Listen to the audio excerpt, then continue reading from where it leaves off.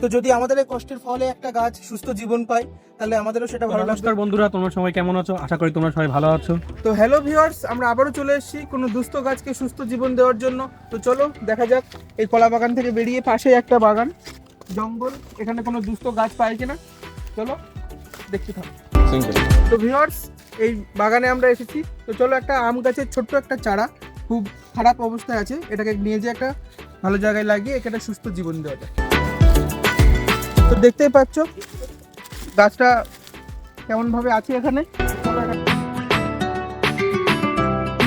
তো ভিউয়ার্স, অনেক কষ্টের পর আমরা এই গাছটাকে তুলতে সক্ষম হয়েছি।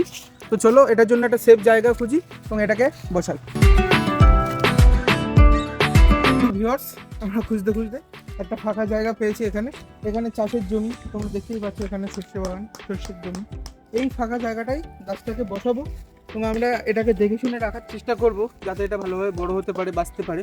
তো চলো এটার জন্য একটা গর্ত করি এবং গাছটাকে বসাই, দেখতে থাকো।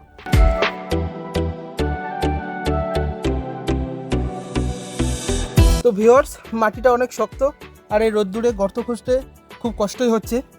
তো যদি আমাদের এই কষ্টের ফলে একটা গাছ সুস্থ জীবন পায়, তাহলে আমাদেরও সেটা ভালো লাগবে।